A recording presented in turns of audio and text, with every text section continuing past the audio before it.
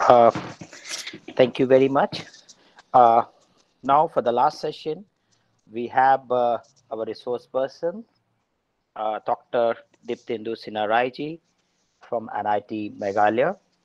Uh, Welcome, sir. Welcome, sir. You on the board, and thank you for accepting our invitation Thank, for this FTP and even rescheduling of the event. After rescheduling, even then you got the time for us. Thank you very much, sir. it's a pleasure. That's so nice. That's so nice. So nice. So, dear participant, I would like to give a brief introduction about Dr. Diptendu Sinaraiji. He is having a vast experience of 15 years in teaching and research. He did his AmTech in PhD from BITS Misra, and then he started his career with NIST Berhampur. He worked there in a various capacity from lecturer, senior lecturer, assistant professor to associate professor till 2016. Then he joined NIT Meghalaya as an associate professor in 2016, and now he is working there as an associate professor. Dr. Dipendu Raji has very wide experiences in research. He's having his area of interest in grid computing, cloud computing, distributed computing, uh, as well as he's having very interest in application of software and evolutionary computing as well. He has 40 plus research paper indexed in SCI and Scopus journal into his credit, in addition to many Scopus index book chapters. He has guided many MTech students, and also he has guided PhD students. So, sir will be talking today about leveraging big data technologies for IoT. Although we have heard about IoTs and different platforms, and we have seen that how much data the sensors are collecting, and this data is in a different format, and this data is a real and dynamic, and that's why it is unstructured, and that's why it's a big data. So he's having a very keen interest in big data analytics, and especially in IoT. So we are here to learn from him today, sir. Uh, Thank you very much, sir. So now it is over to you. You kindly share your experiences and ideas in big data in IoT, sir. Please go ahead, sir. Thank you so Thank you much, so much, Dr. Dr. Sharma, Sharma, for your for the kind introduction. So it's a wonderful pleasure during these days to interact with people. So I'm actually forlorn and alone here. My family is also not with me. So it's really a pleasure to see 80, almost 90 people there. So should be a good session. So for preserving my bandwidth, I think it's a good idea not to put on my video. It will save half of the bandwidth. So you can get a clear audio. I'll just share my screen before I go ahead. Please do let me know if my screen is visible.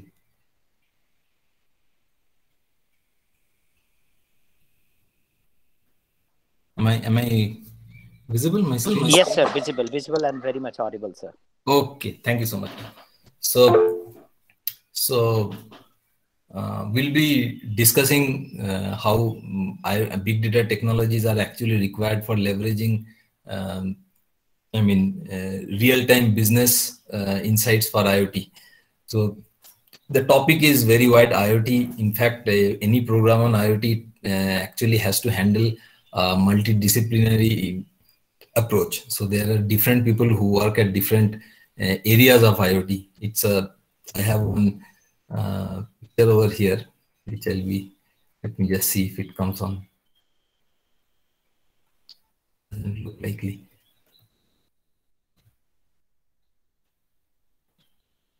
Okay.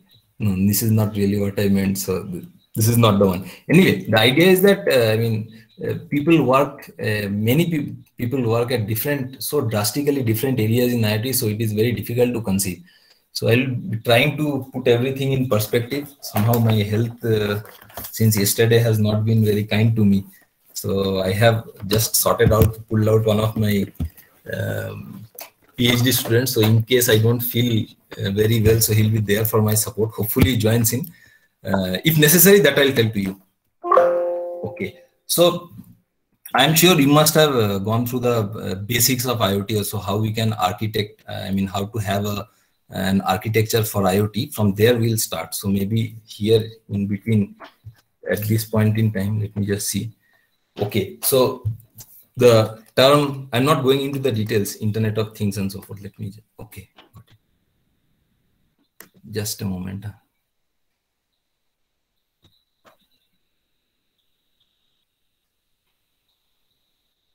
We'll start with that, the basic architecture of IoT, then we'll come back to the big data. Okay, and what possible tools and techniques will be there. We'll focus on that. Primarily, we'll be discussing the de facto way of handling big data, which actually is the combination of two aligned technologies, the distributed file system management and MapReduce programming paradigm. So I'll be briefing on them. Okay, and we'll, of course, the de facto tool for this is Hadoop, which combines these two, and there are different commercial offshoots of this. So there are a number of products which flood the market. So naming them will be a very, very big challenge. So before I go into it, so we'll just very briefly see a very basic architecture for IoT. So if there had been any discussions on this, I'm sure there must, in some form or the other, it must have been done. So any doubts, you please do let me know. Feel free to interrupt.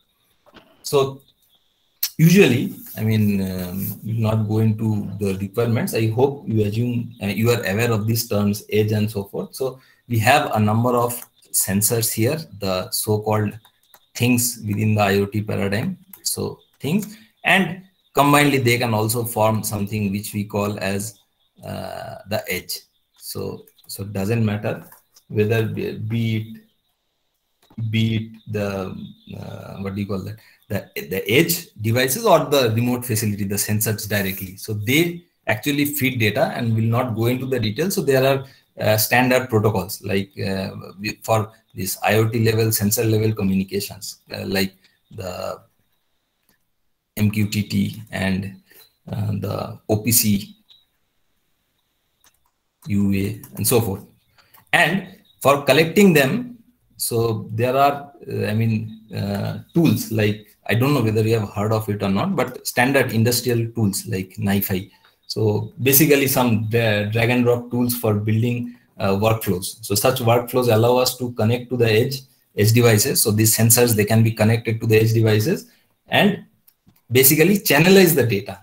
Okay, so because the sensors can all be at different geographical locations, so finally for a particular application which consists of geographically distributed sensors, so all these data which the devices, the sensors will be sensing has to be sent as a single stream. Okay, so some data channel has to be created, and so that can be stored. So this happens at the let us say at the, let me do it here, at the edge level, edge or the devices level. So basically providing a remote facility, basically providing a remote facility. Okay, why it is called the edge is because, see, ultimately whatever IoT data, I mean, as I'm telling, there are so many sensors, so many things which may be connected, but there should be a concrete storehouse where all this data has to be there. So previously, before all these big data technologies were there, actually it was, the main challenge was to aggregate all this data.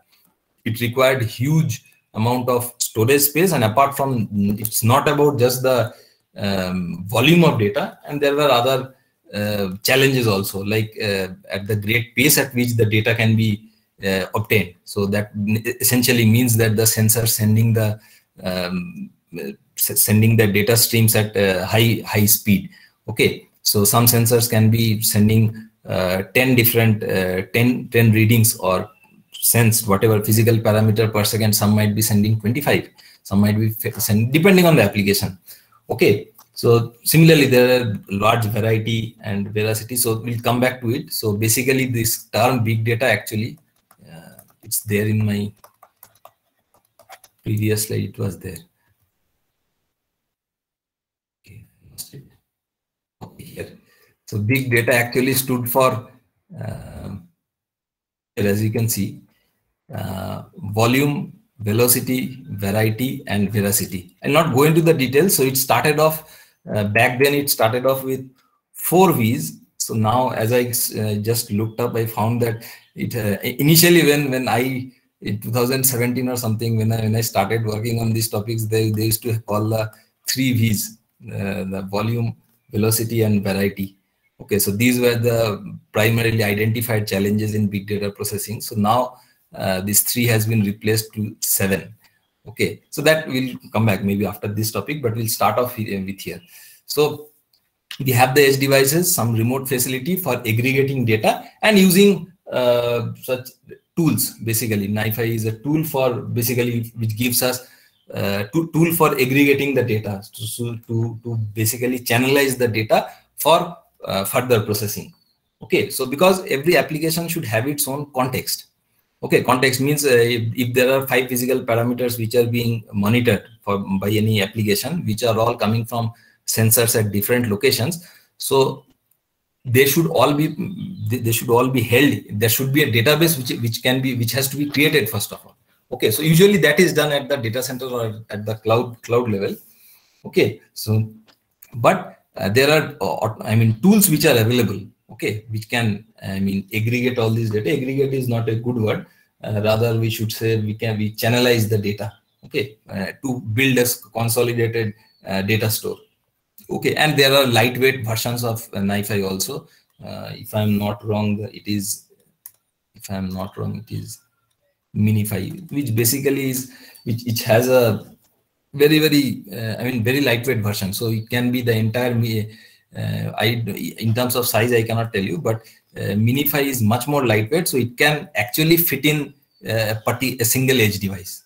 Okay, the corresponding footprint is so less. Okay, basically the same thing, a miniaturized version of this.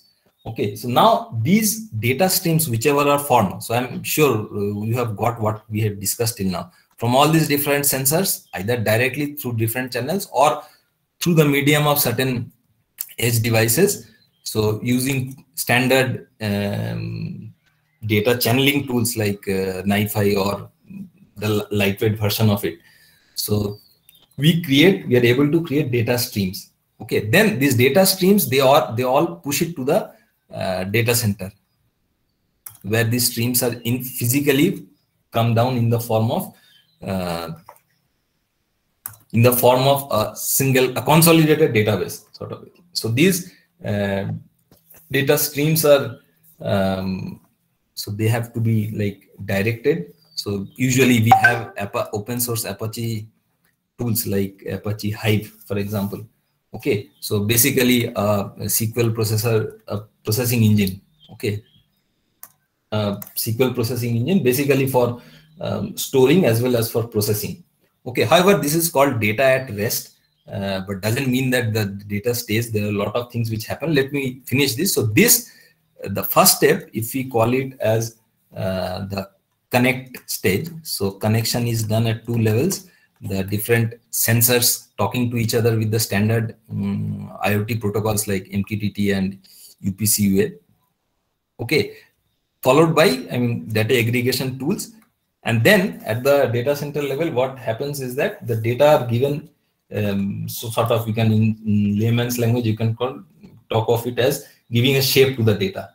Okay, so using tools like Hive, which is basically an SQL engine, but you can modify it, and there are options for customizing it, and we can basically build interactive dashboards for easy visualization of the data. Okay, so this step is called the collect phase. So devices are connected, data are collected. We call it data at rest. What do you call it? Traditionally, we call it data at rest. Doesn't mean that there are no operations on the data. Doesn't mean that Hive does everything for us. We cannot forget that there are very important data standardization and data normalization steps. So they are very crucial steps as well. Okay, so along with it, so that happens. So data gets collected. Then thereafter, what is required is basically a 4-step thing what I'm telling of. So you can, whenever you see any IoT application, you can think it in terms of these 4 steps what I'm saying. First, connect, and basically trying to give you an idea pointed to the existing tools. Okay, these might not be the latest tools because this is such a booming area now. So the tools and techniques, so they vary drastically, different organizations for proprietary rights and so forth. So there are a number of tools, so many tools doing the same thing, but so these are not to be taken as exhaustive names of the tools. The standard tools, mostly Apache based tools I'm discussing, because most of these are open source. Okay, some of them are not, of course. Then at the analyze level, what happens is that we have standard tools like the in-memory processing tools, like I'm sure you must have heard of it. If you are not, we have tools like Spark and so forth. Basically, from these data which are collected, this consolidated data which are collected by this SQL engine and made queries and so forth, thereafter, so then a lot of messages are coming. I'll just switch off my, just give me a moment. I will just stop my this thing. It's creating a lot of problem. My WhatsApp web. Sorry for the interruption. Yeah. Fine. So basically to find new patterns. Okay. So in this also happens, both of them, they all happen at the data center, at the cloud layer. Okay. So we keep on finding new patterns, and then there are integrations which are available. I don't know whether they're this thing, Apache, what do you call that? Apache compatible versions or not, but there are other Apache because of analysis requires, for example, TensorFlow is a very, very popular machine learning tool. So there are integrations which are available in the market which can be integrated, which provides compatible this thing with Spark and so forth, Kubernetes, so forth. So basically the objective is to identify the new patterns.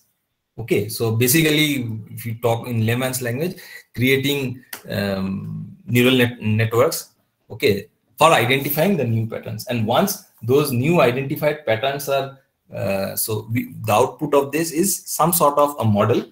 Okay, basically a model which, in simple layman's language, if we tell, it's like a chunk of logic. So that logic can now be used for doing anything like based on the application. It can be for identifying certain anomalies. For example, if you're looking at video streams, so identify certain events. If you're using some monitoring application, okay, database monitoring, so like in an industrial plant or something like that. So this data string can be monitored, and this chunk of logic will be trained to pick up from the stream of data which are arriving. They can be trained to pick up new patterns, or for any, and that pattern can be used maybe for raising an alert, and so on and so forth. Okay, so basically the data comes in the form of streams. From the stream we collect them, do some processing, and based on the processing we get we develop some model, and from these models, which are basically a combination of certain logic, so we have to, the next step and the final step is to act, because whatever new patterns we find out, so in future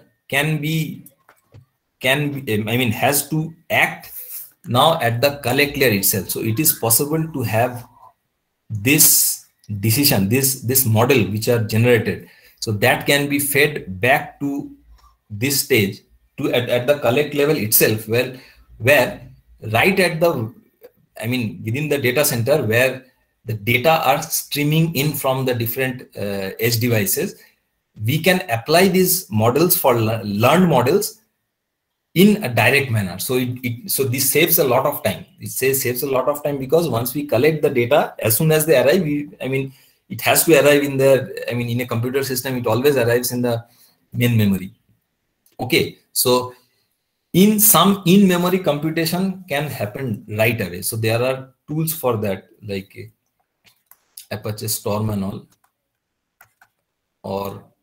or Kafka again, which are, I mean, the tools which I am discussing are mostly for taken from an Apache, what do you call that, ecosystem. Okay, so this is how things work out. So this is the overall architecture. I'm not architect. Yeah, I mean, we have to start to think of IoT applications which can be handled, which are handled at 4 levels. First, the connecting the different devices, or the devices directly to form a data stream at the cloud data center, or through the medium of certain edge devices. Corresponding tools, protocols we discussed. Then the collection point. So then once we collect them, we have a consolidated database. I mean, I've given you already a warning that it has to be understood that standardizing the data, normalizing the data, this also has to be done. So apart from that, I mean, we have tools for getting the data collected. Then we have to analyze the data and develop the models, and then the models which are developed can be applied at the collection level itself for, basically, we can say, we don't call it real time, but basically, if not real time, because real time gives you a very stringent time constraint, at least we can call them for near real time applications. Okay, so as soon as the data are getting inserted in the database, so as the data stream keeps on appearing, if the learned logic is put up there, so we save a lot of time. What is a lot of time? Here, this analysis at the cloud layer, they all happen at the cloud storage. Okay, whereas these tools are basically in-memory tools. Okay, just logic-wise, we can understand in-memory. What it means is that basically, if you have a server, whatever it may be, 256 GB or whatever 1000 GB, so the data which are arriving, they arrive in the memory itself. Okay, the primary memory. There itself, while they are getting populated, as the streams are appearing, we can apply this logic and using standard in-memory tools. Okay, and the processing can be done. And then, whereas handling this at the lower level would mean that we first of all store it in the we first of all have to store it in the, what do you call that, storage, or in the secondary memory, which is again a very slow process.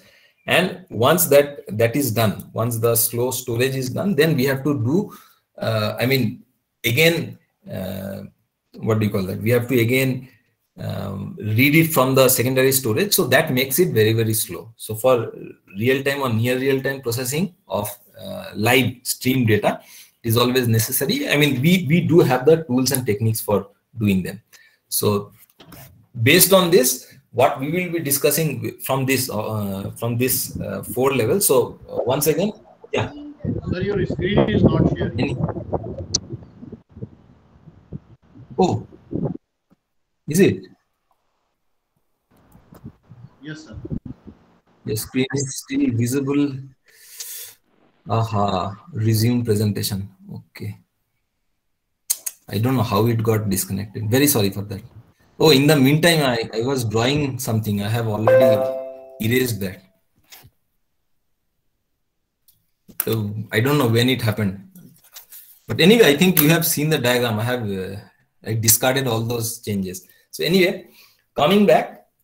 So now we'll be, I mean, focusing more on the, I mean, our topic. So this happens. So once again, in summary, IoT processing, basically we have to think of it as a 4-step process: connecting, collecting, analyzing, and finally acting. Now, for all of this, what we require is to, first of all, having a storage. So, and of course, that storage has to be efficient. So, as we told that, I mean, it's not about the storage is challenging because there are challenges, not just about the volume of data which are involved, not just the volume, but also the velocity at which the data arrive. Okay, so the velocity at which the data arrive means like the underlying volumes. I mean, although most of the data which comes, so they all depend on the sensors. Okay, so sensors usually they have a resolution associated with it. So it can be hundreds of sensors. Hundreds of samples which are sent per second, or maybe only a few, one or two. So that depends on the this thing. That depends on the particular application. Okay, so this and this velocity again, I mean, if we talk of 2017, the standard velocities, and in this last 4 years, this must have changed. The tools have become sophisticated. The capacity of these tools have increased. So the only common point is that they keep on increasing. So what we meant by real-time processing a few years back, we can't go back to 1 decade. So 10 years back, we could not conceive of the type of things that we are doing right now. Okay, fine. Then there is a variety. So that is another challenge of big data processing. So this goes beyond the massive volumes and also the increasing velocities. Okay, but it is also in terms of manipulating the enormous variety. So if you take everything as a whole, these data appear as,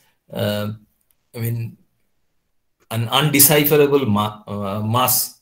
Okay, a structure of here, because we have, text data, numerical data, which are data basically reading from different sensors.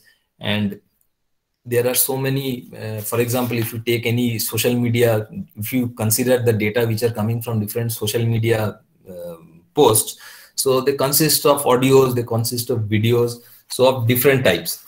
So extracting them, just having a collection by itself does not have much of a meaning unless and until we have some way of extracting the meaning. So we put some context to these different differences. Okay, so the extraction of meaning from all these different diversity of data types. Okay, because they consist of natural languages. Okay, we post our comments or whatever in our own different languages. Then there are geospatial data, the locations that are associated with it. Okay, the hashtags, the multimedia data, the sensor events.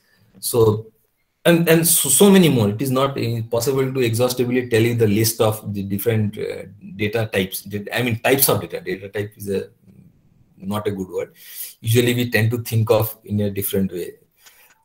Okay, so the extraction of meaning from such diversity requires requires a different level of computational as well as algorithmic challenges. And then we'll be discussing there veracity. So veracity basically means that understanding what the data actually tells. Okay, so it is useless if the data that is being analyzed, if they are inaccurate or they are incomplete. So that will lead you to wrong conclusions. Okay, so this situation arises often. Okay, so they happen usually when data streams originate from diverse sources. So data arriving from different sources present a variety of formats, and similarly there are because they traverse over a network, so there are varying there are also many times errors like the signal to noise ratio. So because this variation in signal to noise ratios can make data streams very because everything is received in the form of 0 and 1. So with varying zeros and ones, so that they become very difficult to understand. Okay, they might sometimes give you the exact opposite picture of what the reality is. So by the time these data arrive at a big data storage, so they may be full of accumulated errors. So the accumulated error is very, very dangerous. And most importantly, to find out this, again, if you want to try to put algorithms and all for finding out like sort of parity check and all for individually each of these tweets and all. So that will make it very, very slow. You can't have any sort of real-time processing on it at all.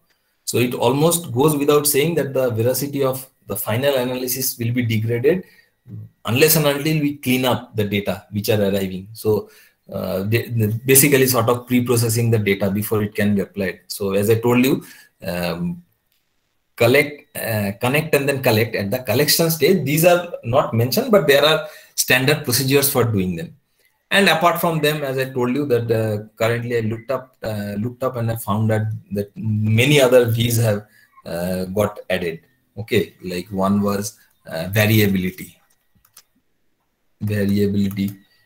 Okay, so I don't know, recall also what they mean. But one important thing what has arrived is that because in previously there were people could not conceive of real-time applications which could be developed, because usually Hadoop and other big data tools were all secondary storage based things.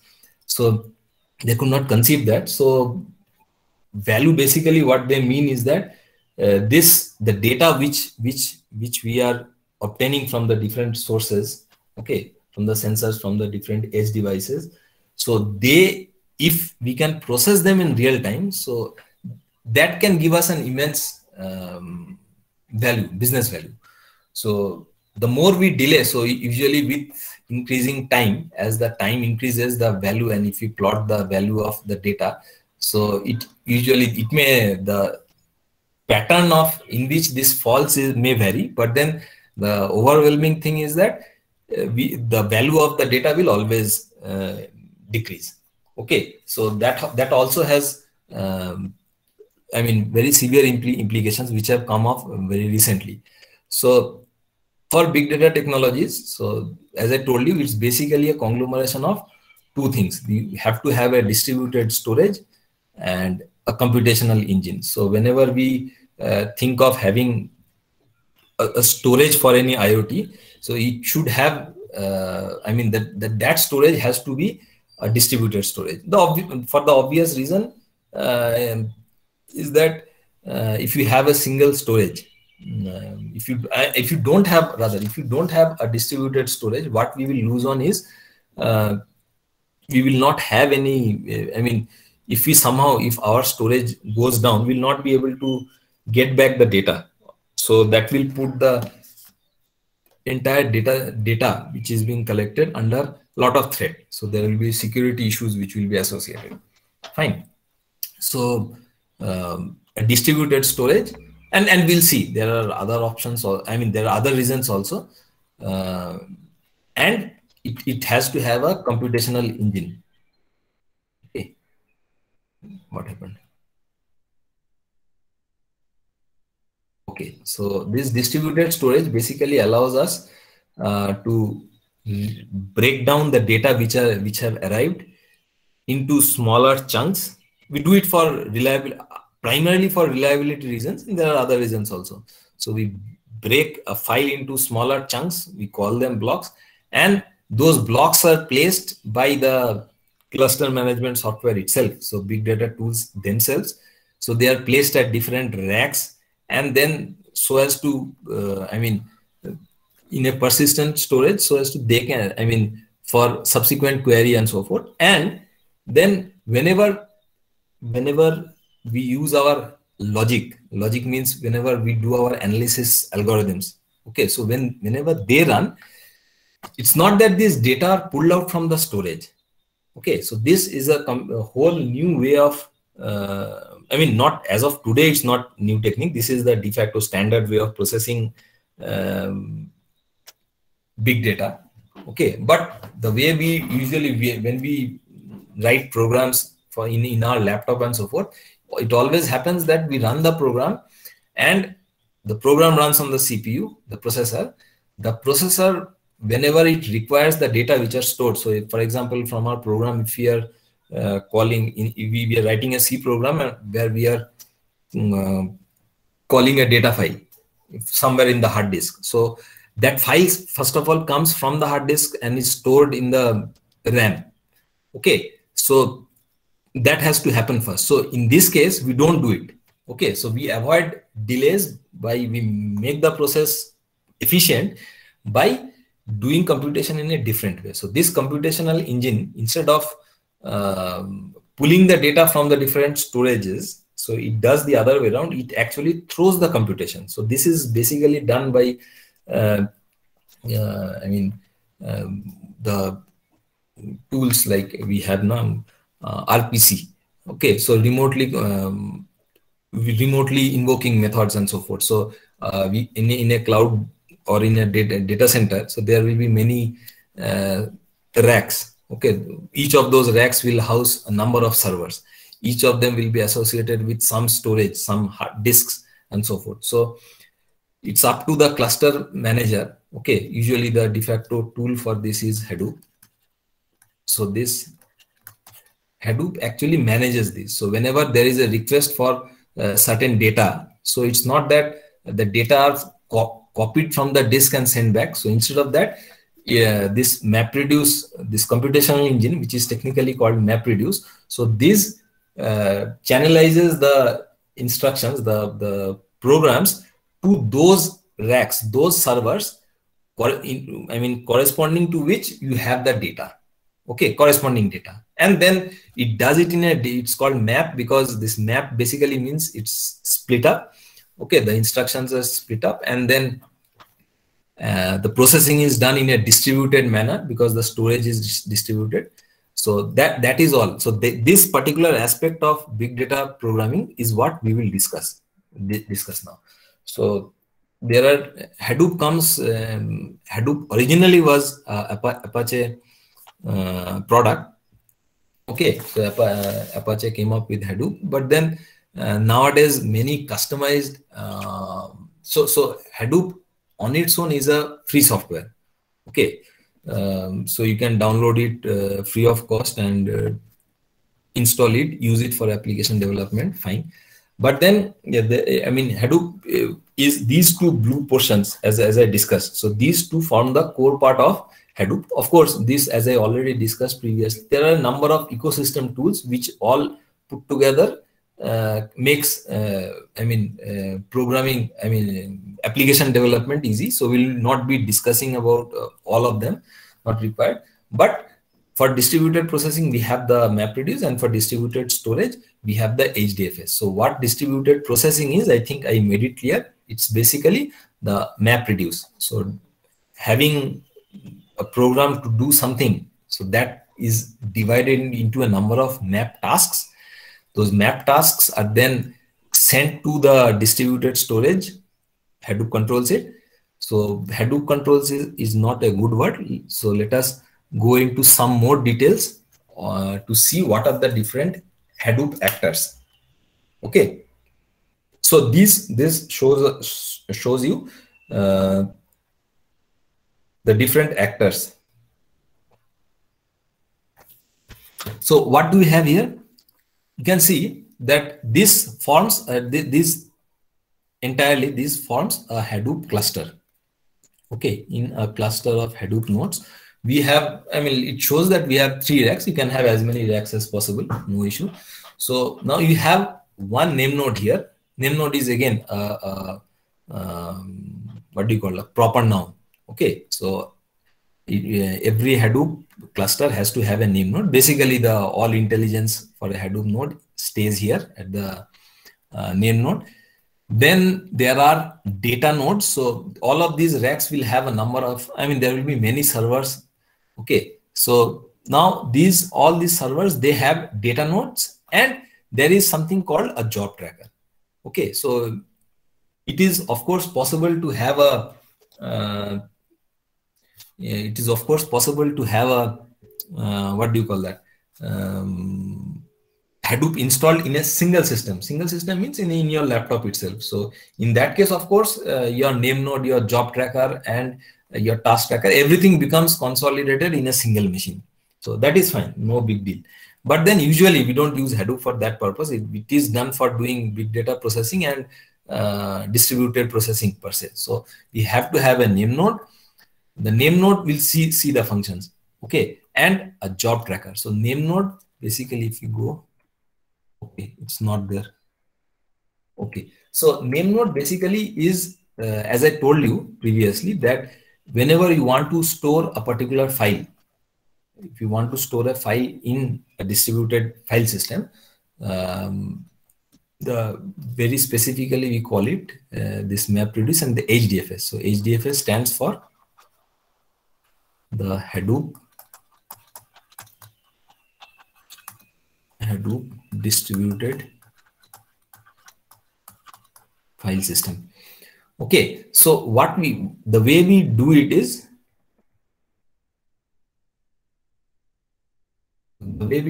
first of all, this file is broken down into a number of blocks. Okay, so depending on the file size and the block size which is decided, so a file is broken down into a number of blocks, and those blocks corresponding to those to a particular file, they are placed at different data nodes. Okay, so try to understand. So this one file, let us say F, if it is divided into, let us say, 4 blocks. So now instead of one file, you will have 4 blocks.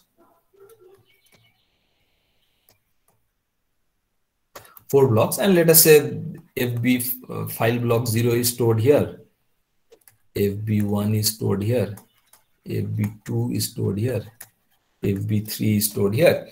So why we do it in this way is because that by default, see, if we store all of these 4 blocks in a particular rack, try to understand, then when we will, as I told you, it's all matter of mapping. So whenever a computation will be scheduled here, whenever a computation will be given, so the processing will be done in parallel. So that, and finally through these racks, they will again be obtained. The result will be obtained. Now all these ports, they have a IO capacity. Input output capacity is there is a practical physical limit of IO capacity. Okay, so which cannot be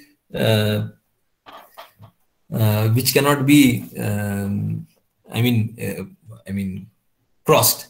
Okay, which cannot be crossed. So then what happens is that, so try to understand, if we had the single file stored in a particular data node, so in that case, the mapping and reducing, the processing would have meant that only rack 2, for which the IO capacity is fixed, had to take care. So although we had other options, we were not utilizing it.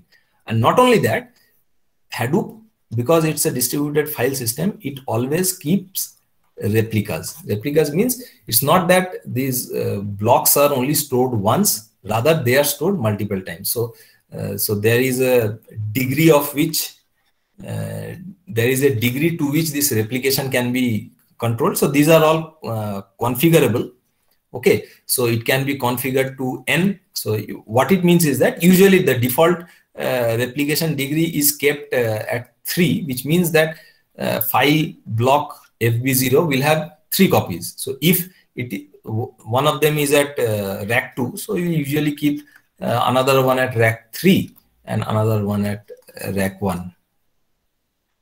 Getting me or not? So 3 parallel is not a good word, 3 copies of the same block. Okay, so this happens for all the for whatever blocks. Now when there is a computational request, how does Hadoop know where to push the computation? Because only based on the knowledge of the data blocks, if the Hadoop will have to push that computation there. So all these data are stored in this functional component of a Hadoop, which is called the name node. Okay, so basically it is a metadata store.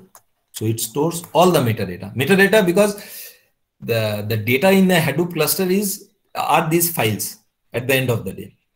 However, name node is dedicated for storing this information. What information? This particular file is broken down into how many blocks. Each of these blocks are having how many replicas. So if we say that the replication degree is 3, then in which of these data nodes, so which rack, which data node are these blocks placed? So all these information are stored in the name node. Okay, and similarly we have a job tracker. Okay, so basically which sees the progress of the different jobs, and a number of data nodes. Okay, data nodes you must have already understood that they are basically for storing the different data blocks. Okay, and we also, what we have last is a secondary name node. A secondary name node is as you can see, we are talking of unreliable things, unreliable clusters. So historically, Hadoop was developed with commercially off-the-shelf clusters. So which meant that basically old systems which have gone out of, which have gone beyond their prime time. So they are very, very weak system, fragile system. They can go down at any point in time. But why to throw them out? So rather you have them in a sort of a cluster. So if by replication, so anyone can get broken down at any point in time. So we'll have replication and so forth, make it complicated, but then it serves our purpose. It's not that we are having to throw the servers. Fine. So in such a scenario, we usually keep a secondary name node, and that secondary name node basically keeps a copy and updated image of the primary name node. So if the name node is lost, as you can understand, even if you have all these data nodes which are working, but the Hadoop cluster computation cannot work. Okay. So at this point in time, I'll just see if because I'm not keeping well, I'll not be able to speak further. Mir, you are there? Yes, sir. Yes, sir. I already joined, sir. Okay, okay. Yeah. I thank you very much. I'll just introduce Mir is he's Mr. Mir Wajahat Hussain, who incidentally hails from Srinagar, who is my PhD student. He has submitted his thesis, but because my health not permitting, I requested him to carry on from this point. So no issue, sir. So Mir, if you can just demonstrate whatever I have spoken now, if you have a video of that, please take on. I'll be here for questions. So I will be discussing the installation, sir. But I mean, you start briefly, not the steps of the installation, but if you can show how in Hadoop you can configure this block size and these things. Or either Hussain can do one thing. He can show us that how we can move the data from the local machine to the HDFS and can do some word count program, something, and then we can move the data back from HDFS to local. If he can demonstrate the same, then it will be better. Otherwise, he can. Yeah. I'll be there for any questions. Okay. Mir, I don't know. He already has a pre-recorded. He doesn't have a currently active Hadoop server. No issue, sir. Okay, Mir, sir, go ahead. Yes, I have some already pre-recorded videos of mine, so I'll be going through them. So, very good afternoon. So, I shall focus on to the installation part and will demonstrate some of the benchmarks. So let me first of all share the screen. Your entire screen.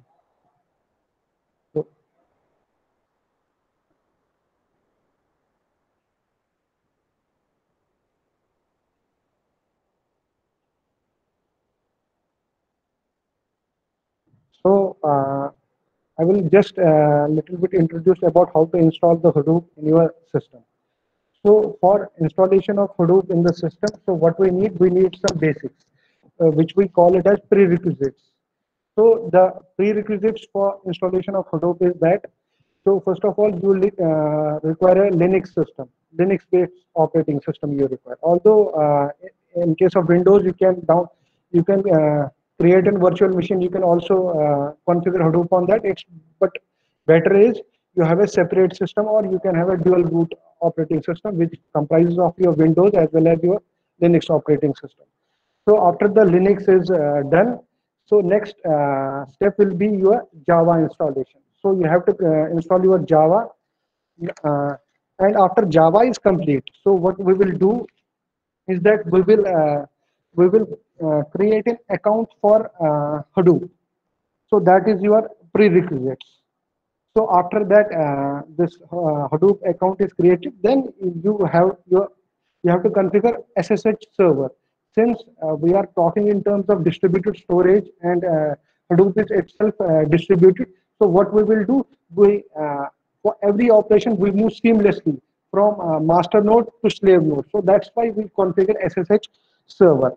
After that, prerequisites, so this will complete the prerequisites. Then comes the download and extract Hadoop. So you can download and extract Hadoop from your Apache Hadoop Then whatever you have downloaded the package, you have to extract it and you have to move it to a special location. When you have downloaded and extracted that Hadoop, then you have to update various Hadoop has various configuration files. One we call that Hadoop env.sh, Hadoop core site.xml, Hadoop yarn site.xml. Then is the final step where you configure the various temporary files in case of Hadoop. And finally, when the this installation is about single node. This installation what I have prepared is about single node. In case of multi-node, you have to configure the same thing. You have to configure in each node. You have to configure in a single node. Then you have to create a cluster.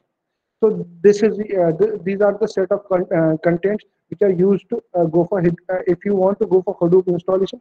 So these are the set of steps. So little bit I will just touch each one of those. So first thing is that install Linux. Then comes your check whether Java is installed or not. So Java is installed by this command, sudo apt-get install openjdk, or you can download any latest version.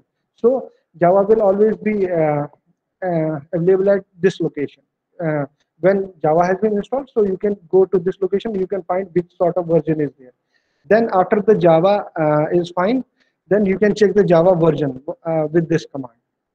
So then comes the next step where we create a Hadoop user account for accessing HDFS and MapReduce. So it's always better you create a Hadoop account because that will be separate from your local account. If you log in into your this Linux system, so that will be separated from your local access. So what happens that you with the help of this thing sudo su and this thing sudo su hd user, you will create a user called Hadoop user. Hd user stands for Hadoop user. So that is the way you create an account. Then comes the SSH part.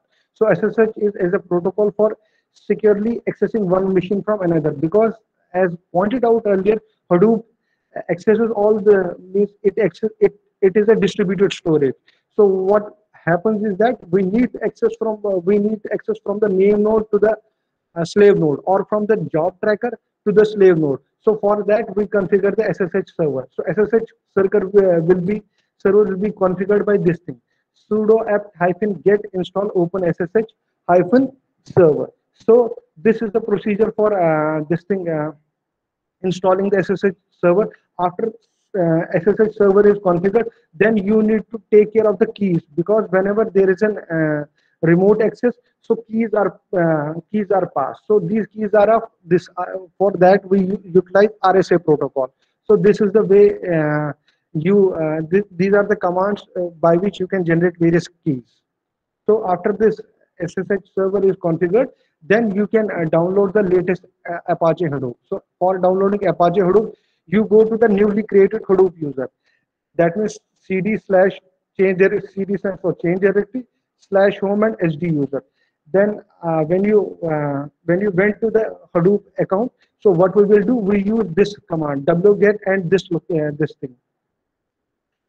This is an actual this is the way you can download Hadoop. So I will show you in my I have just a recorded video. You can see how to actually generate this link. You directly go to the Apache Hadoop, then you download the latest version. So after that downloading Hadoop is fine, then we will extract this Hadoop. So with extraction is done with this tar-xvf. So with the help of this thing, so Hadoop directory will be created. So that will be inside your this thing will be created, Hadoop -2.10.0. It's basically the version here. So when you will download it, you might get a different version. So you will move this Hadoop, you will move this to the /opt directory. So then after this Hadoop is this thing moved to this to this /opt directory, then what we will do, we will change the mode of, that means 777 stands for read, write and execute. So we will change mode to 777 of this Hadoop directory, and eventually we will go to the root command cd/. So after this is fine, that means Hadoop has been successfully installed and downloaded from. Now comes the next another major part, that is changing of Hadoop configuration files. That means you have to update the various configuration files, which sir earlier discussed that you there is a replication factor, there is some sort of Java path you have to give. You have to give various paths. Hadoop path you have to give, Java path you have to give. You have to give the paths of various directories, because in case of Hadoop MapReduce, when it runs, it creates various directories. So you have to store them directly in a specified location. So for that, what we will do, we have to update the various configuration files. So you go to the this thing bash rc file of this HD user account, and then you update this file with this with these contents. So what actually it does is that it shows you the Java location, and it gives you actual Java location. So that is the whole functionality of this thing. It will create various directories like Hadoop or various directories it will create. So, and it will give the Hadoop various class path. You can yourself see from the the contents of this file. So after this is fine, then we will save this file, bash rc file. We can save it. If we type this command in in your terminal, so you can get the Hadoop location. Means Hadoop home location. This command will give the Hadoop home location. So that means eventually what you have updated in the bash rc file, that's fine. So then you configure the various other Hadoop files like env.sh. So what inside in this file, what we will do is we will just give the Java home path. So that is your this thing. As earlier pointed out, your Java will be installed in the user lib JVM. It will be the some sort of specific version. What you have downloaded, you will put this. You will put this. You will copy this line and you will paste it in the Hadoop env.sh file. After this env.sh is configured, you will configure various other files like core site.xml. So remember that, see, if you this XML, within this XML tag, you can find that this will be the location of their, whenever you have to know about the SDFS storage inside the node or inside the cluster, you will always use this thing, this link. That means you will click on this link, you will get to know about the this thing, SDFS. SDFS, what are the contents inside your SDFS, inside your distributed file storage. And besides, it will have another property of temporary directories. As I earlier pointed out, whenever Hadoop runs, various temporary directories are created in case of a name node and data node. So we will be looking each one of those in the coming slides. So after this core site.xml is this is over, then we move to one of the main other files, that is the site.hdfs site.xml. So see, sir earlier discussed this replication factor.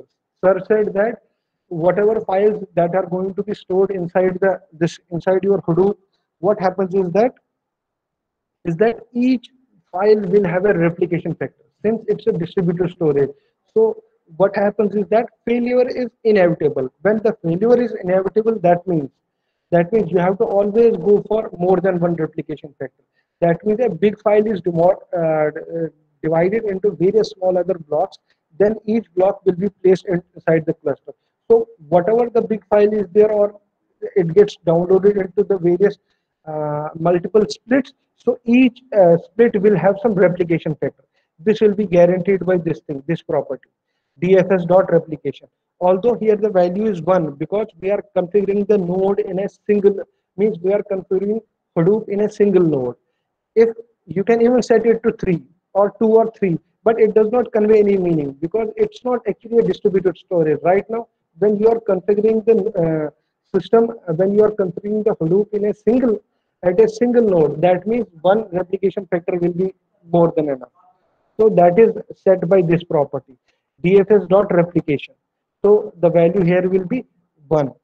So, and various other things is that it creates various directories. So this will be the directory home SD user. SD user, I pointed out earlier, see, this was the user ID we have created. So this will be the name of the directory. So one directory will be your name node, another directory will be your data node. So remember that SD user. So whatever earlier I had shown you, that is all means if you want to change, if you want to use SDUS, you can use it, but you have to make the relevant change here. So that must be noted that whatever you are using, so that must be, if you do not use the same name here, so that means there will be an error. So just remember that. So that is your SDFS site.xml. Then there is another configuration file. We call it as yarn site.xml. So if we talk in terms of discussed about MapReduce, so although we can use the same MapReduce program in this thing in Hadoop, but it had some limitations. So we uh, then this Hadoop went on from MapReduce to Yarn. So this actually this file came into existence, yarn-site.xml. Earlier it was MapReduce site.xml. So now it is yarn-site.xml. So various properties you can put inside the file. You have to save it and you have to cancel it. Save will be done by Control X and Y will be used for this thing, cancel it. So this is the final configuration file. And one more thing is that you will copy the MapReduce site.xml.template. Inside this Hadoop directory, Hadoop extracted directory, you will have this template, mapreduce-site.xml.template. You have to create one file called mapreduce-site.xml. So you have to copy the contents of this template into this mapreduce-site.xml. This command will copy the contents of template file into an XML file, and you can use ls command. So ls gives the list of all of the things which are present inside a directory. So you can use ls to confirm whether MapReduce file site.xml has been created or not. So you can confirm it with the help of ls command.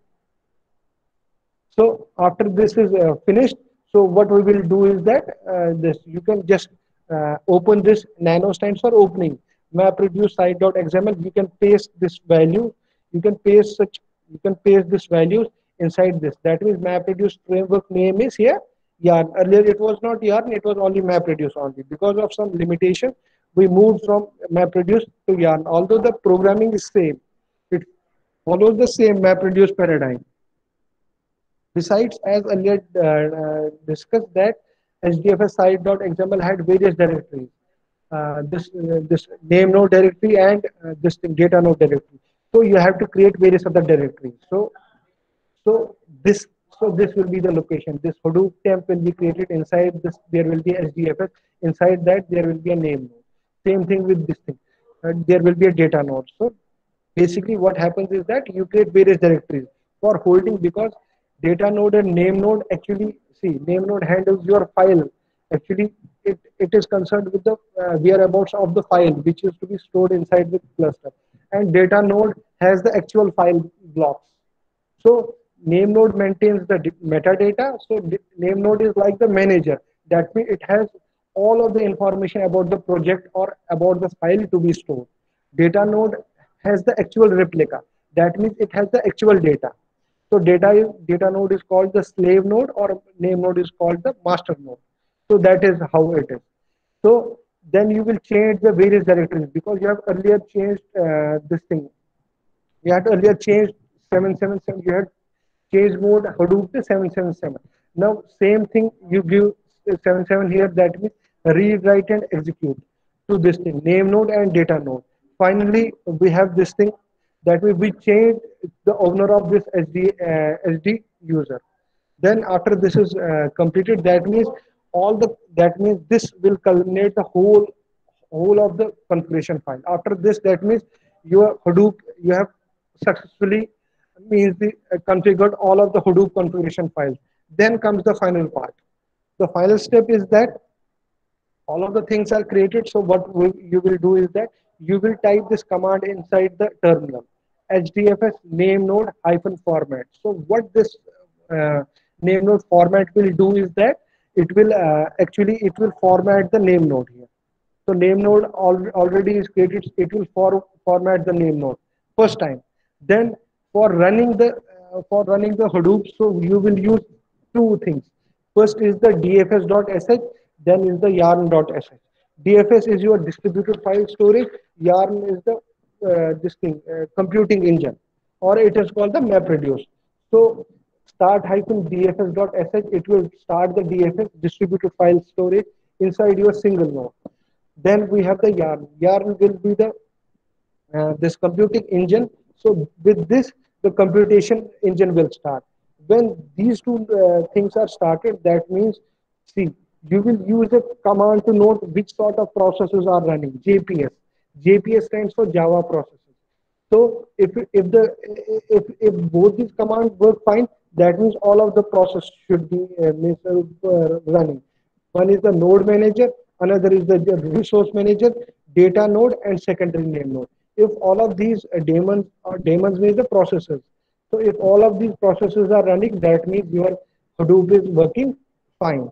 If any one of this is missing, so that means some sort of issue is there, whether you have not created proper directories, or there will be some sort of changes which you have to incorporate into your Hadoop installation, whether it be in the configuration file, whether it be in some this thing name node format, or like this thing you have to do. You have to see the various things which actually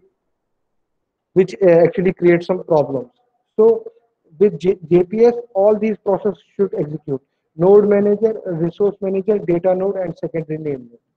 So data node is secondary name node will be run by this dfs.sh because it's concerned with the file storage. Node manager and resource manager will be concerned with the yarn. It's because it's the computing engine. That is the little bit summary of this thing. So how to check various things, how to monitor the resource manager and the name node here. So these are the links. Localhost 8088. So this will give you a resource manager. So resource manager are your actual resources in the node or in the cluster. So with this help of this link, you can go to the look onto your all of the resources in case of this thing, in case of your cluster or in case of your single node. And if you want to check the name node or the file storage, so you have to use this thing, the localhost 570. So that will be your this thing name node. So to stop, always remember that do not cancel it. So whenever you have to stop the Hadoop, always use this thing, stop hyphen dfs.sh, stop hyphen yarn.sh.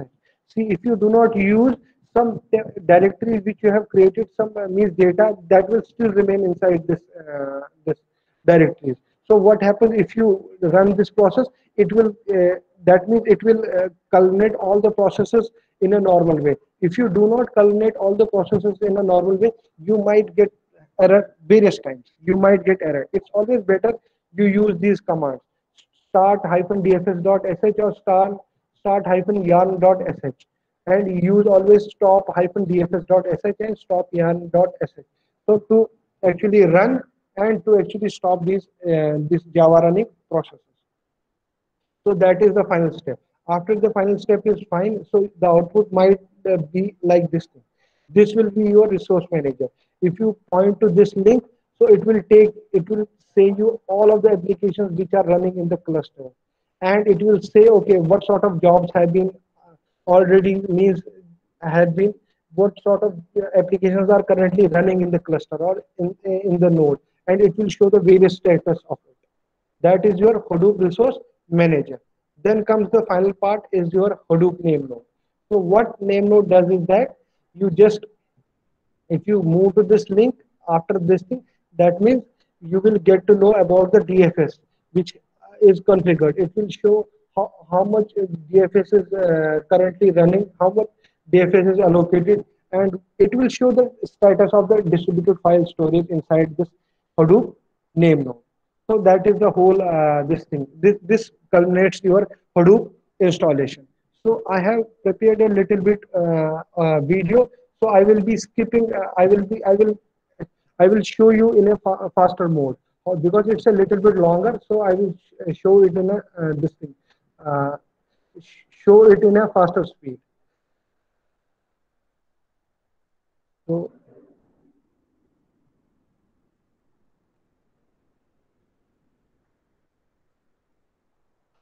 I hope that this is shared. Is it shared? Anyone can reply. Yeah. Okay. It's there. Okay. Let's start. So same steps I have already discussed. I will skip. I will just show it in a faster way. So first thing is that you go to the prerequisites. So prerequisites means that you check whether Java is installed or not. If it's not installed, so you will install Java. So this is the way of installing Java. So this is the way of installing Java. So I have already seen. Okay, let me little bit start. Okay.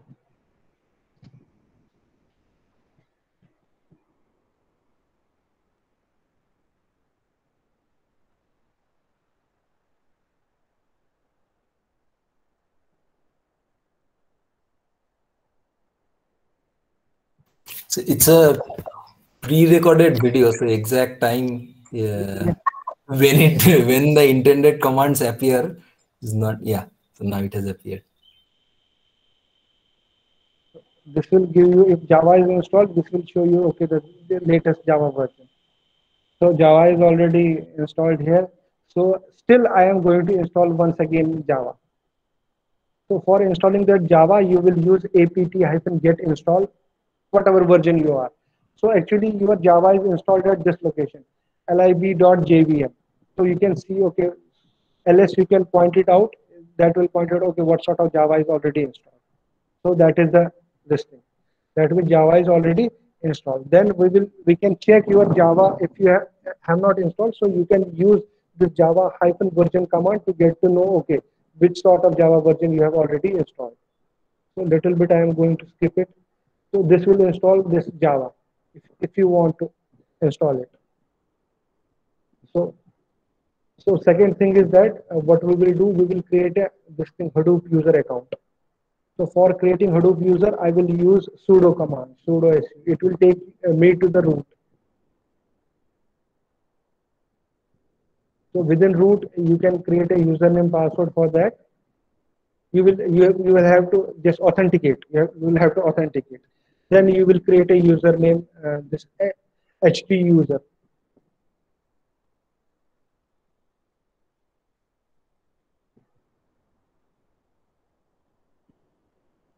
So here I have created some HADACC.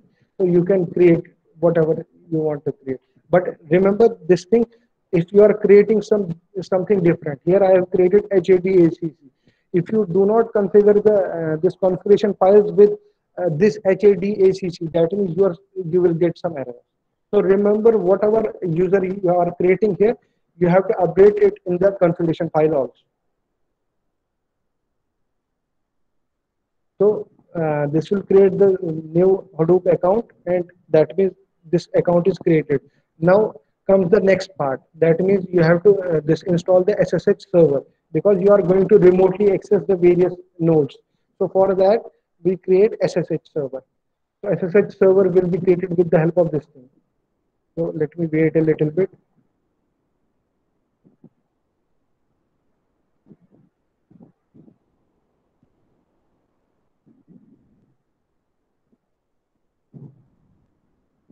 So here I have written HADCC because the account here is created HADCC. So just remember that. It will create some accounts, so we will forward.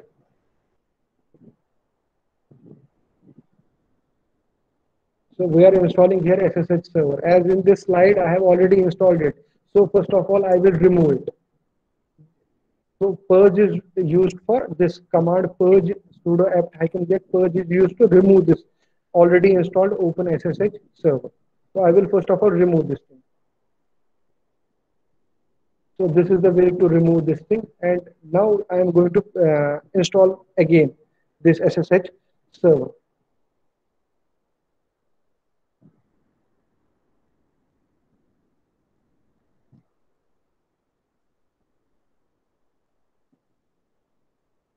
This is in place of purge, I will use install.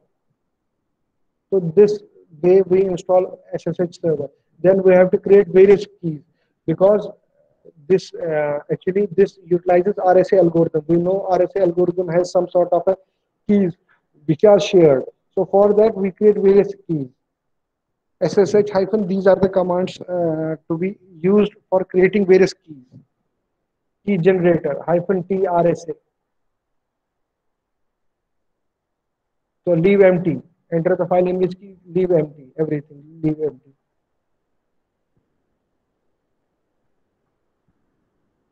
So this will be the actual key. So after this key and this authorization is done, then we come to the main part of this downloading and this extracting Hadoop. So this will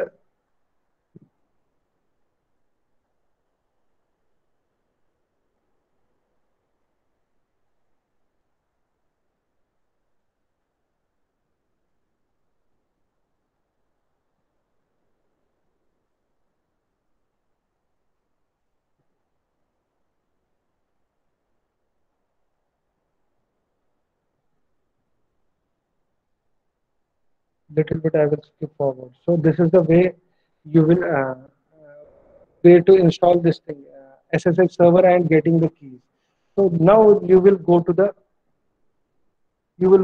Apache Hadoop location and use that wget command and move to the, this is the where to download. Go to download and then go to low, oh yes, you will go to the latest version then.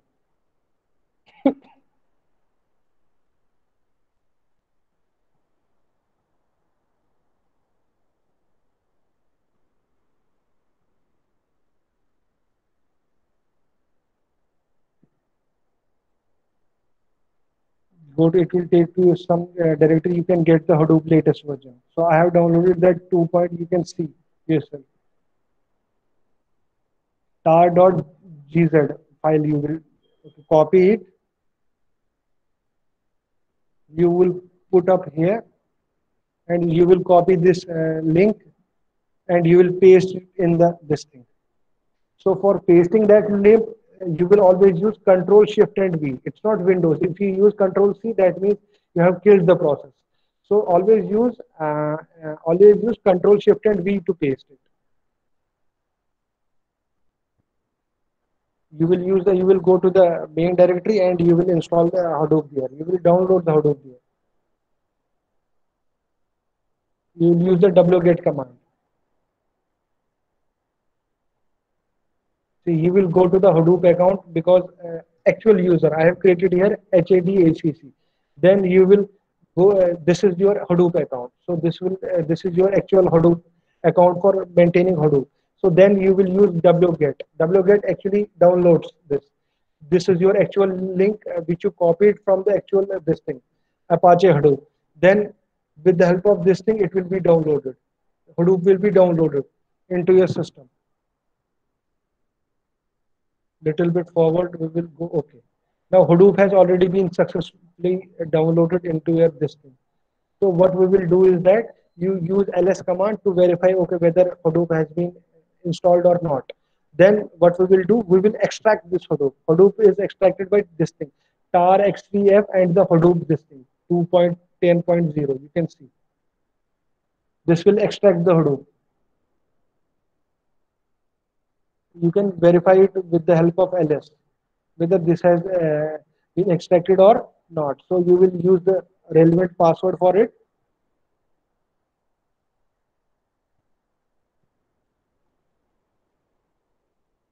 Then various sorts of, if you look at it, various sorts of directories and this will be created. So this will successfully this extract the Hadoop. So you can find this, okay, this is created. Hadoop 2.1.0 will be created. So what we will do, we will move this Hadoop location to some sort of different location.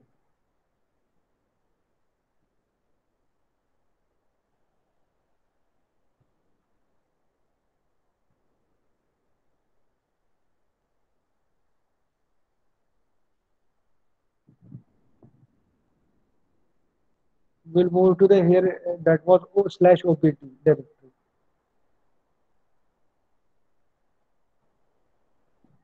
Some error might have been there.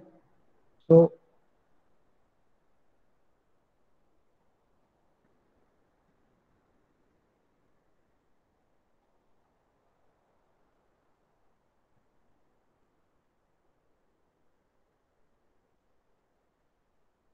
okay, then after we have moved this Hadoop to the OPT directory, what we were doing, We are changing the mode. That means we are giving the all privilege, read, write, and execute to Hadoop.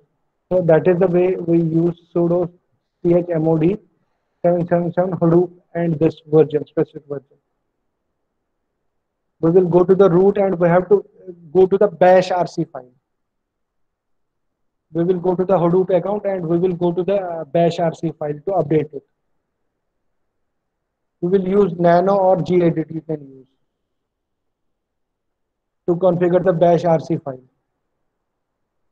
Bash rc file, what happens is that we just configure the, we just give the path of this Hadoop, this thing, your Java. We give the path of the Java. That's all what we will do in this thing.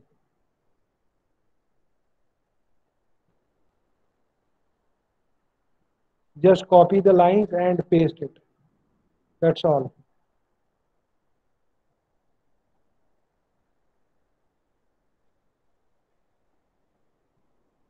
So this is the way of this thing.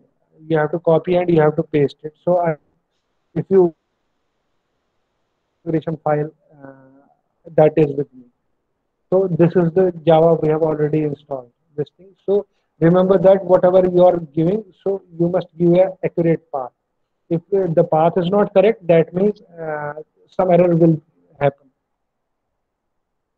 See, everything directories will be created. HDFS home, you can various things happens if you look onto this configuration file. So just copy and just paste it. Put it in your this thing. At the below you can paste it and just save it. Control X, yes, and then no. No. So that means bash rc is updated. Then you can check your Hadoop this Java location. So you can go to the this thing echo. Yes, you can use this command. It will give you the actual location of this Java installed. So that is your actual location. That Hadoop home is here or this thing Java location you can get to know. So with the help of this command, you will get to know okay whether that is the actual path or not. So finally, what we will move to other configuration file like HDFS site.xml, core site.xml, that various other files we will go. So let me little bit skip it. So see, if you go into your Hadoop, so see various other directories are created, various other files are created. XML, you have to configure these files. env.sh, hdfs site.xml, there will be yarn site.xml, this will be the file. Core site.xml, so various other XML files are there. You can go through each one of those. Various attributes of Hadoop will be inside these files. Although sir has only discussed about the replication factor or number of maps or number of reduces, you can set up. Everything is configurable in this thing in Hadoop. So based on whatever configuration you give, so same configuration will be reflected into your node or your or into your system or into your cluster. Then what you do is that you configure various files. env.sh, you will configure various things. That is, this is your, I think this is your env.sh file. You will put the relevant pasted text at the below. And no, first of all, you have to comment this because Java home is not this thing. So you will comment it. This with the help of hash, that means the line is commented. And you will give the actual location of this file. env.java home, you will give it in this thing, env.sh file. See, the file is env.sh. At the down, you can just paste it and you can move ahead. This thing, save it and paste it. After env.sh is fine, so you can move to this another file, that is core site.xml. So it gives the various locations. If you look at this, it gives your temporary directory and it will give you the default name. File FS stands for file system, default name, that is the name. So this will be the location. Copy it and paste it in the relevant file of this thing, in the relevant Hadoop XML file. And remember that whatever you are pasting, you have to paste it in the within this thing. This is configuration. Within configuration, if you just do not put these copy copy lines into elsewhere, so this there will be an issue. So whatever you are going to update it in the configuration file. There will be a configuration tag here, configuration and slash configuration. So within that you have to paste it.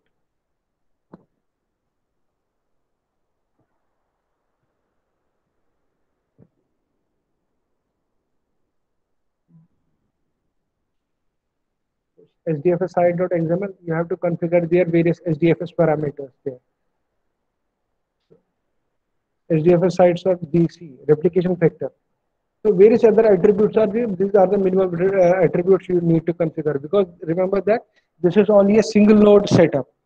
So if you want to do a multi-node setup, so you have to first of all install and this thing run a single node. Then you can configure the various other files. Where in the some files you have to update the various nodes information. So that is the way to get a multi-node cluster. First of all is that you configure Hadoop in all the nodes. So copy and paste it. Simple copy pasting mechanism. So copy and pasted it. So you will get okay various directories like this thing. So this is quite a trivial thing. So little bit I will skip it.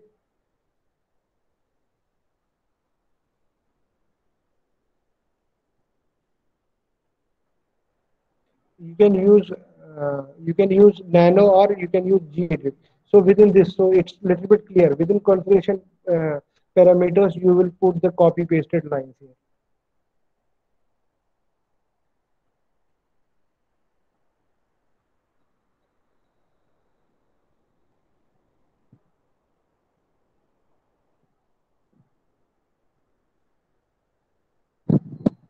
Save the relevant change and move ahead. Then we have to copy this file MapReduce site dot this thing template to the MapReduce this file. You will put the little bit of this property information inside it, and you will move ahead. So that means with this thing, that means all the configuration files are over. Then we will move to the this thing formatting and this thing creating various directories. So you will create various directories inside the Hadoop, because you have already used this thing, this data node directory and this thing name node directory inside the Hadoop PMP.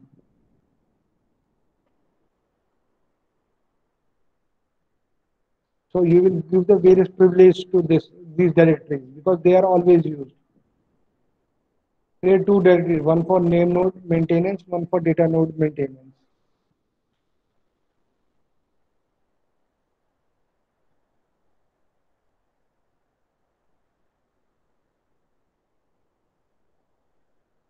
So this is the way you create various directories, and this is the way you give various privileges. Now you change the owner of this hyphen.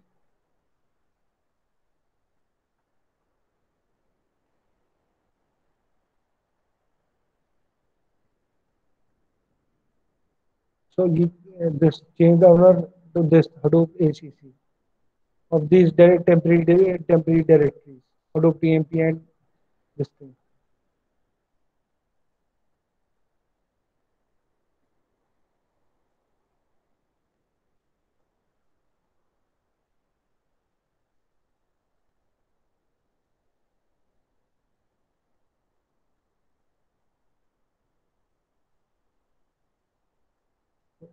That is fine. So what we will do, we will first of all then go to the name node hyphen format.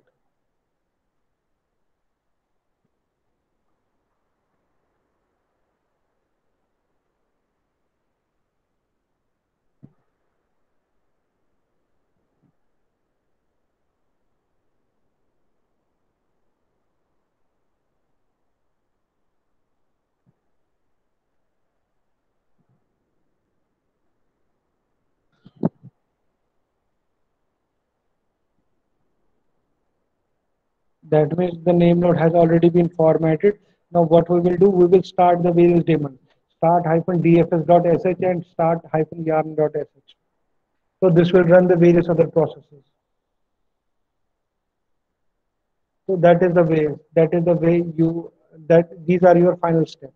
Start-dfs.sh and start-yarn.sh. So this completes the first part, and little bit second part is there. Little bit I will. Okay, this is only a 5 minutes. Uh, this 5 minutes video. So I will not just. So start and stop was the commands which were left. So this will start actually the various other daemons inside it, and this another command is start-yarn.sh. So this will start the various computing engine daemons. So with the help of JPS, you can get to know various other processors which are running in the system. So with the help of you get to know about all of that means all of this processes are running successfully. Node manager and this thing resource manager are of Yarn. This name node and secondary name node and data node. This belongs to your this DFS. So that with the help of this, all of the processes are running. Then you can just go to the relevant this 5070 to know about that processes which are currently running in the system. So open browser and then you can go here. Then you can go to here this location 8088 and this thing. And you can go 570 or this thing, whatever you want to say it. So this is it. See, with the help of this, that means it will give the various cluster resources. The various cluster resources are there will be memory, there will be virtual cores for all of the applications which are running. So various other information. See here, active nodes is one because Hadoop is already configured in a single node. So that's why based on this, and if you this start a cluster, so you can get to know okay where are the lost nodes, what about the unhealthy nodes, which are the decommissioned nodes. That means all of the information about the cluster resources that is given by this thing localhost hyphen 8088. So if you run this, click this in your browser, you will get to know all of the resources. So my system has a total memory of 8 GB. So all of the information is running. All of the information is present here. So if you want to look into this DFS which is utilized, so you can go to the name node information. So name node will have that information. So look at this. This will give all of the memory, all of the information.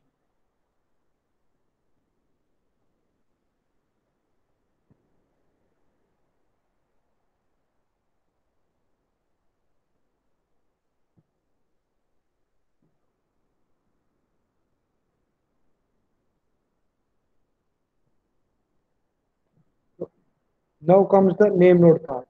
So with the help of this thing, you will get to know this thing, DFS storage. So this will give the DFS storage inside your this thing, inside your node. So summary, see DFS used you have, non-DFS used, DFS remaining, everything will be everything you can get here. So this will be the total capacity of my this thing. Node which is configured with Hadoop. So DFS uses only 24 KB. Non-DFS is this thing. So every information you can get here.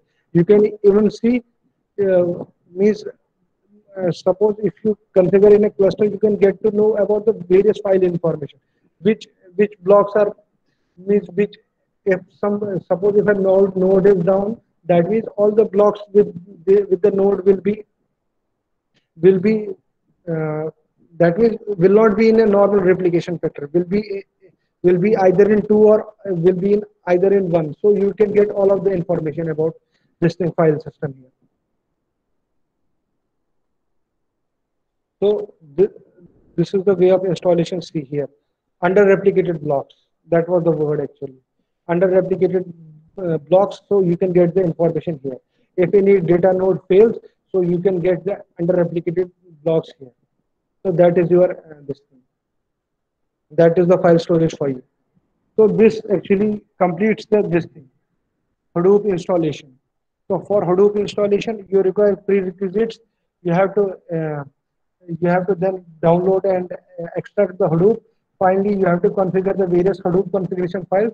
Finally, you have to create various directories, and then you have to use various. You have to run the various HDFS daemons, Hadoop daemons.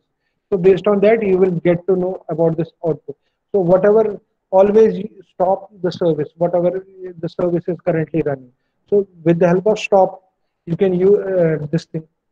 You can stop all of the services which are running. So use this always. So this culminates this thing, Hadoop installation. So quickly, I will focus on to a specific very uh, quickly. I will went on to word count benchmark. So what word count benchmark is that it just counts the occurrence of words.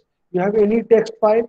Suppose the text file is a means large size text file you have. You want to count the occurrence of various words in the this thing in your file. So for that we have a this thing benchmark. We call it as word count benchmark. So let me show you how to run a word count benchmark.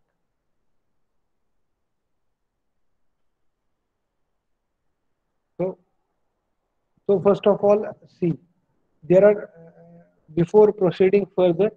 So there are various. If you run Hadoop, so inbuilt there are various benchmark programs. So word count benchmark is already present in your. It's already present in your Hadoop. So you have to move to the specific location. Then you have to run some specific command to get this word benchmark running in your node. So let's see how to do it.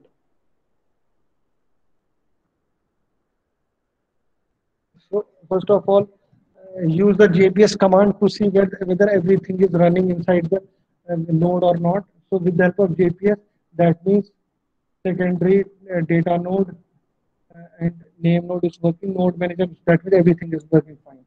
So then we will move to the specific location where actually this word count benchmark is there.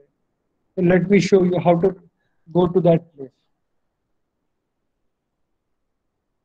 So you will find this location.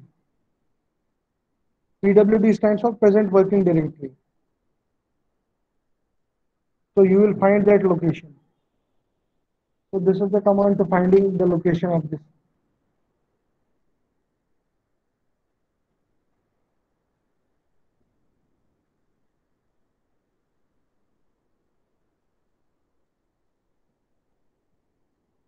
This file I have created, suppose this thing. I have created a file called wc-text. So wc stands for word count, text is your text file. So suppose the contents of the file is like this way.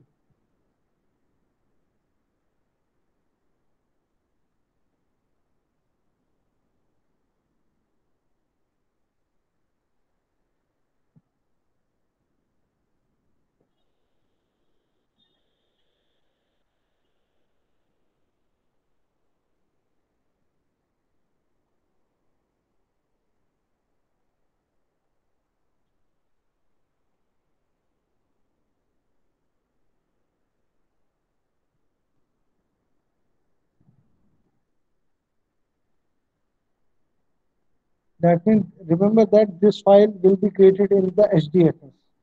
It's not a normal file. It will be always, you cannot find this wc-text file.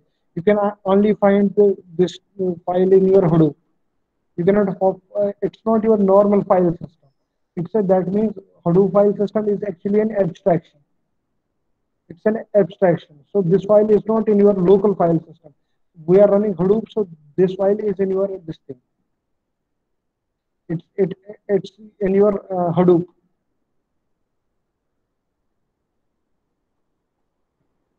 So let's run this file.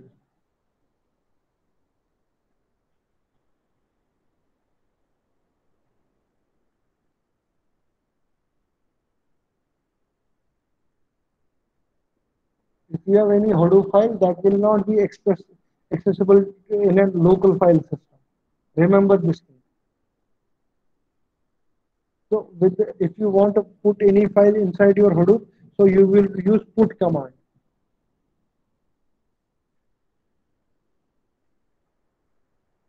The name of the file is wc text. It will put it inside the /opd folder, I think. Okay, okay. It will, let me see. It will, with the help of dfs-put, it will put this file into your this thing, HDFS. So you can see this file inside your DFS.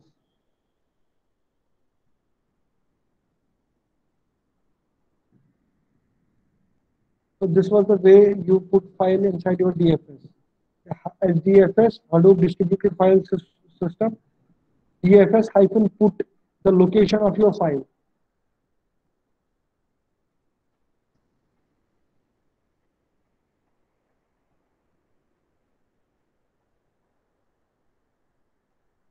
So you will go to this thing, DFS. So see, the file created is there, wc-text. So we go to this ls, specifies all the, it lists all the files. ls command is used for that. If you go to DFS, so you will see, you will be able to see, okay, this wc-text file is there.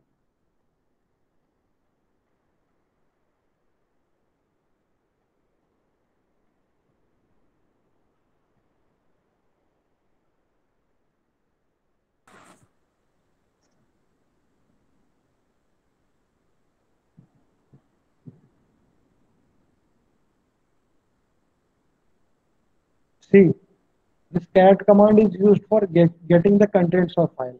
Cat, what it does is that whatever contents you have in a file, you will get to know that will be pasted onto your distinct terminal.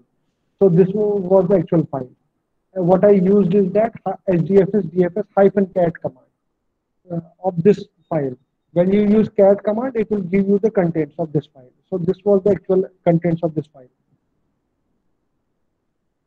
So clearing it, now we can run a benchmark. So for running this benchmark, so you always, we are having various jar files inside your node. So this will be the location of this thing. See, our Hadoop is in /opt, so you have to go this thing. You have to go to this directory for running any, whether it be Word benchmark, whether it be Terrasort benchmark, whether it be some other Pi benchmark. So you have always to go this location. /opt Hadoop share Hadoop map reduce examples .jar. So you have to always go to this specific location. The word count I will use. So I have to give the input of this location, input and output.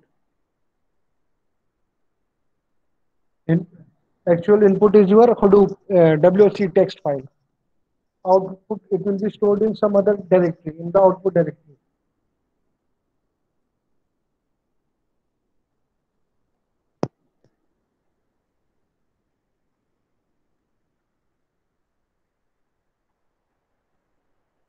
Coming to this, that is, now the job will start. It will show when the job will start.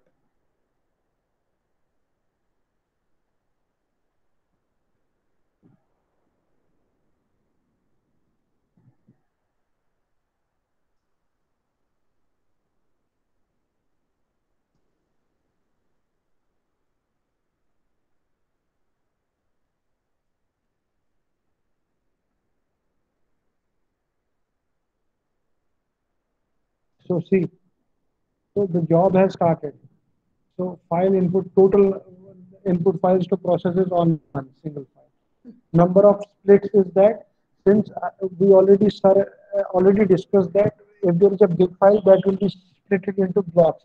Now, since I have configured it in a single node, so the number of input splits is only one of this file, which we already configured in our this thing SDFS file.xml. So based on this thing, what you call it as the job will run. So this will be the job ID.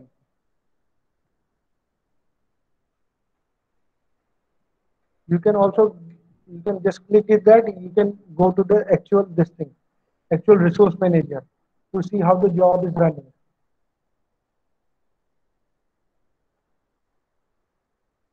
It is the URL to track the job.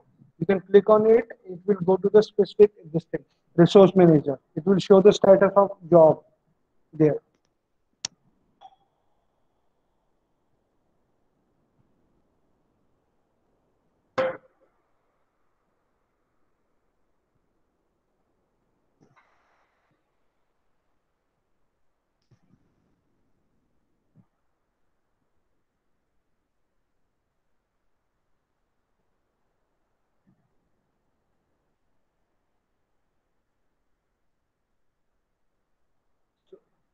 See, map and reduce has started this thing. So same thing, it will be notified into your this thing, into the URL, which was given here. So you can get to know the map finishes 100%, reduce will also this thing get completed. 3:16:21 it started, the job started. So let's see how many seconds it will take. See, that means within 25 seconds, your map has got completed because this is only a small text file. Reduces also it will require very less time. That means status is mentioned inside your terminal as well as in your this thing. Map gets C.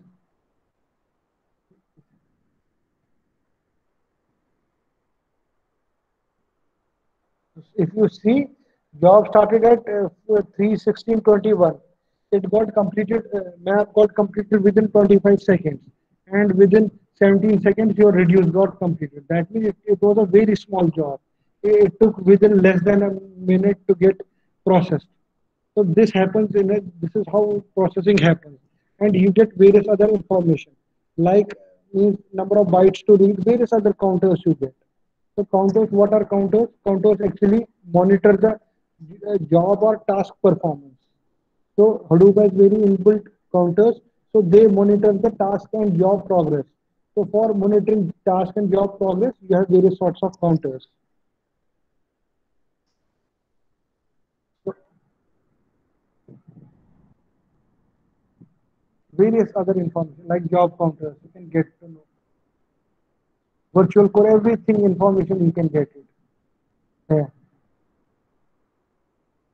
So this is how we run this thing, your benchmark inside the Hadoop. I hope that this is clear. Yes, sir, definitely, it's clear. If there are any questions, so we can start with those. Yes, thank you very much for your kind presentation and about how we can install the Hadoop on a Linux system. So on Linux system, it is a little bit complex. If we will be using it, installing it on the Mac or the Windows, it is a little bit easier. But it is always better to, I feel, it is always better to run the Hadoop on Linux platform. It is much better because on Linux platform, there is a lot of compatibility it shows. And there is a big Hussain sir, there is a one issue which I feel, because I'm running this Hadoop on my MacBook. Hardware issue is a big one challenge, because even if you have a 8 GB of RAM, it doesn't work well. You must have more than 16 GB, and whenever you start your Hadoop, sometime your name node will stuck and your whole system will shut down and you have to restart the things. So there are some issues still with the hardware, I think. Am I right?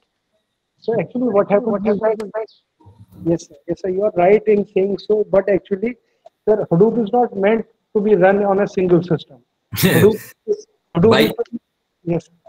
I'll just, by default, actually, these are for big data. So it's like, if you do it for a single system, there are some overhead, which would be, it's like shooting, trying to shoot a mosquito with a cannon. So if you run it, actually actually when we go towards more and more big data, as the volume increases, the performance jumps. So because otherwise just keeping the same, just running the name node and all, I mean, whatever virtual data nodes you create, everything on the same machine actually overloads the system. So performance issues will be there. So just by connecting 3 laptops and segregating. What I have seen, the 3 different machines, designating one as the name node, one as the data node, one as the job tracker. So that alleviates some of these problems. That's fine. You're right, sir. Right, sir. And one more question from my side, sir. What is the appropriate size of the block which we can consider? Is it the 32 MB or 64 MB? Because whenever we are applicating the things on the HDFS. So this is configurable. Usually default. How much it comes, Mir? 64?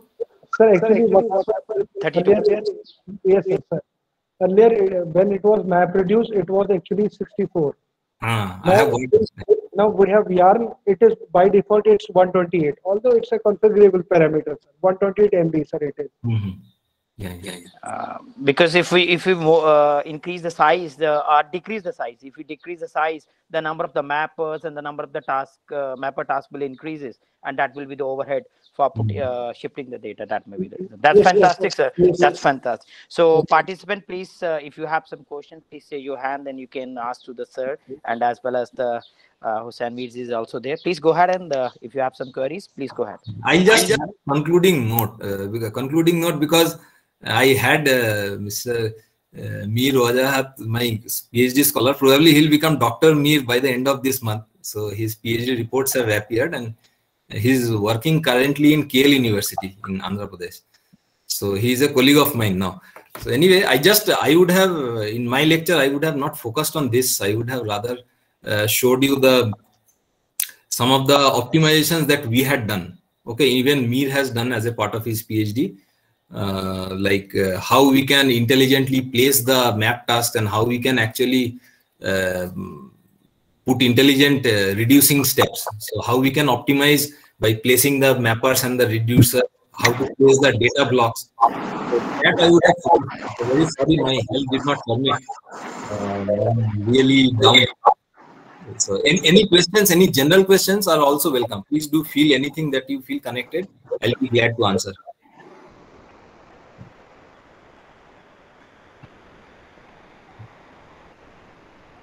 So yes, please go.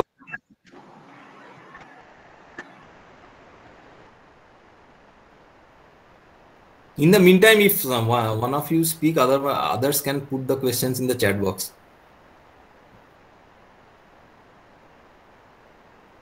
I think it's a long day. It's in fact they were really the configuration of the 6 basic files. They were stuck in, and they were busy in understanding all those things. So that's fine. So I will explore that. In the Google Classroom, I will upload the PPTs and the videos. So nice, sir. So nice. Just fine.